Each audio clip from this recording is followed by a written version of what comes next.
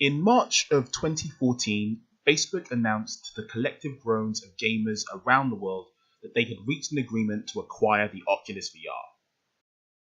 And this was big news. Not only was Facebook one of the biggest names in the tech scene, but they had purchased Oculus for a deal believed to be worth approximately $2 billion, which is a tiny bit larger than the $250,000 that Palmer Luckey originally asked for to complete his Kickstarter, or the $2.5 million that he received all the way back in 2012. And whether or not Oculus does eventually become a thing, it is undoubted that Facebook's decision all the way back then changed the hardware landscape as we see it today, with Microsoft, Google, HTC, Sony, and many others all taking this as a signal that VR was a horse worth backing. Mark Zuckerberg had taken a leap of faith, and the others, they were keen not to be outdone. But 3 years, 2 development kits, and 1 expensive-ass lawsuit later, and according to Steam figures, the number of Oculus users might be as low as merely 100,000. And that's a far cry from the 50 to 100 million users that Mark Zuckerberg himself said that he would need to justify their massive outlay. So what went wrong? Now, VR was more hyped than No Man's Sky. Oculus Rift was meant to be the most exciting thing in hardware development since Nintendo released the Famicom all the way back in 1986. And while there are many theories around price tag, early adoption, nausea, third-party support, I think the problem was a lot more fundamental than that. I think it comes down to something as basic as first-party support. And to highlight this, I want to look at the opposite side of the failure coin. I want to look at Nintendo. All the way back in the prehistoric era of 2006, Nintendo released the Wii.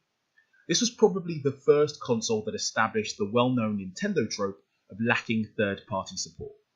Nintendo had always had issues around developer adoption, but they had always managed to compete. However, with the Wii, Nintendo established their archetypical problem. Third-party developers were just not willing to develop for an underpowered console, especially in a hardware landscape where HD resolutions and frames per second were becoming the definitive metrics for success. Having good graphics does not a good game make, but it certainly helps. So the 7th generation of consoles kicked off, and many gamers and outlets wrote off the Nintendo Wii. At best, people saw it as a niche console. It was novel, but Nintendo were out of the game. Sony and Microsoft were now the big players left at the table. But as time rolled on, and quarterly earning reports rolled in, something became shockingly apparent. For those tracking the progress of the console wars, Nintendo was winning. And not by an insignificant amount. In almost every region around the globe, the Wii, the little console that could, was outselling its competitors, with many estimates placing sales of the niche console as greater than both the Xbox 360 and PS3 combined. In fact, Nintendo had made so much money from the Wii, they could afford to make a loss of 20 billion yen a year until 2052. They had sold over 100 million units worldwide. And all this despite the fact that for a long time developers were unwilling to make games for the console. And while yes, the console had a unique selling point, and yes, the console had always been the most affordable of the three, I think this success comes down to a single factor: first-party support. You see, no matter what, a Nintendo console is always going to be worth buying, because you can count on Nintendo to produce their own high-quality games. There will always be a new Zelda, a new Mario Bros. Kart & Party, a new Pokemon, Star Fox, or Fire Emblem. In fact, the list is exhaustive of high-quality definitive gaming experiences that Nintendo will offer with each generation of consoles. From a consumer's perspective, a Nintendo console is always worth a buy. Nintendo do not release broken or buggy games. They don't release 3-hour campaigns, and up until recently, Nintendo had never even heard of the word microtransaction. Nintendo don't just develop a console. They invest in it. And this is a basic truth of platform development. If you want people to pick it up, you need to give them a reason to. Sony own Naughty Dog, Guerrilla Games, and Santa Monica Studios. Microsoft owns 343 and Rare. Bloody Nora, even Steam has Valve. And yes, I know, Valve is the company. The point is, the platform has a studio attached. And this basic relationship of hardware and software developer is the key to success. I bought a PS4 for the sole purpose of playing The Last of Us Remastered.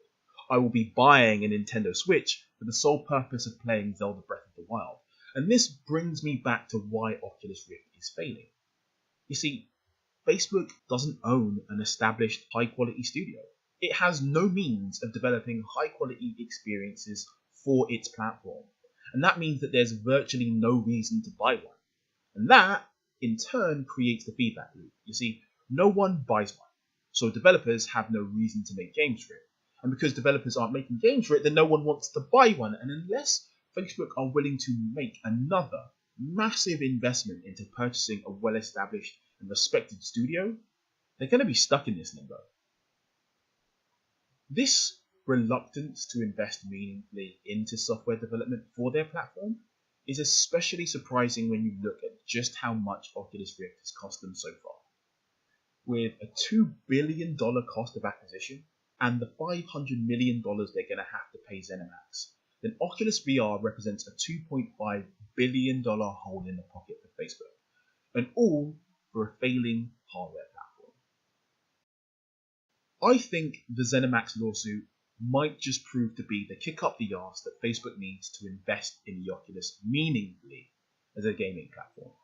Because right now, investors are going to be extremely worried. The mistakes that they've made are basic, but fortunately, that also means that they are easily reversible. If Facebook and Oculus VR are feeling lost, then there is an excellent example of the model that they need to follow in Nintendo. Yes, Nintendo have their problems, and basic things that they too fail to understand, but Nintendo have been making hardware for over 3 decades now. And if you're looking to join a market that you have no experience of, there's probably no better company to learn from.